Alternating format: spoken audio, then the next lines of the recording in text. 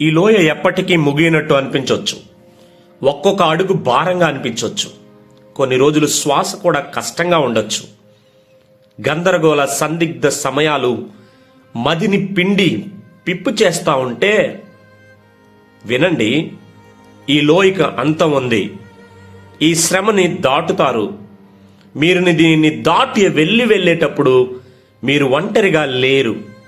దావీదు ఇలా అన్నాడు, నేను మరణ ఛాయ లోయలో నుండి నడిచినప్పటికీ ఏ కీడుకి భయపడను, ఎందుకంటే నీవు నాతో ఉన్నావు అని తనతో తాను ఈ మాట చెప్పుకుంటా ఉన్నాడు. అవును, లోయలో మనం ఒంటరి వారం కాము. కన్నీరులో, నిశ్శబ్దంలో, బాధలో అక్కడే దేవుడు ఉన్నాడు. దేవుడు అక్కడే ఉన్నాడు. కీర్తనలు 78:28లో దేవుని వాక్యం ఇలా అంటా ఉంది, నా విషయానికి వస్తే దేవుని సన్నిధే నాకు కావాల్సిందంతా. అతడే నా బలం, అతడే నా ఆశ్రయం. ఈరోజు కూడా మన జీవితంలో ఏ లోయ గుండా నడుస్తూ ఉన్నారో మనకు తెలియకుండా ఉంటూ ఉంటే, అది ఆర్థిక సమస్యల లోయ అయినా, ఆత్మ సంబంధమైన పాప సంబంధమైన బంధకాలలోనైనా, సంబంధాల గాయాల గోలలో అయినా, ఆరోగ్యం, బలహీనత, నిరాశ, నిస్పృహల లోయ అయినా, ఏదైనా, whatever it may be, ఒక సత్యాన్ని ముందుగా గుర్తించుకోండి.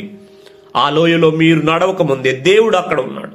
మీరు పడిపోతే పట్టుకోవడానికి, నిస్సహాయంగా ఉంటే ఆదుకునేందుకు దేవుడు అక్కడే ఉన్నాడు. యెషయా 41:10లో దేవుడు ఇలా అంటున్నాడు, భయపడకు, నేను నీకు తోడుగా ఉన్నాను. కలవరపడకు, నేను నీ దేవుడిని.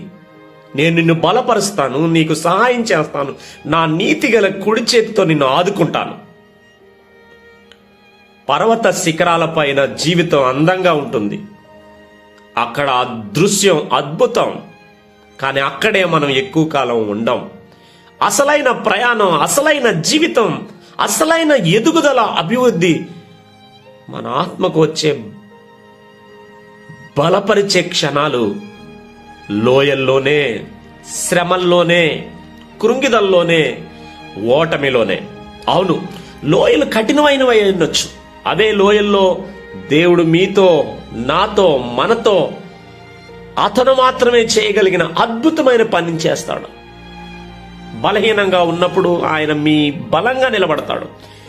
మీరు చీకటిలో ఉన్నప్పుడు ఆయన మీ వెలుగవుతాడు.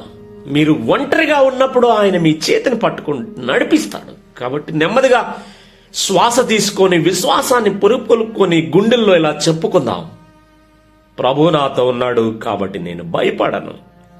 మీరు లోయను దాటుతారు, మీరు గెలుస్తారు, ఎందుకంటే ఆయన మీతో ఉన్నాడు. ఏ క్షణమైనా, ఏ సమయమైనా, ఏ పరిస్థితి అయినా ఎదుర్కొంటున్న కన్నీరు, వస్తున్న బాధ, వస్తున్న నిరాశ, వస్తున్న కన్నీటి వేదన లో ఆయన మీతో ఉన్నాడు. ఆయన మీతో ఉన్నాడు.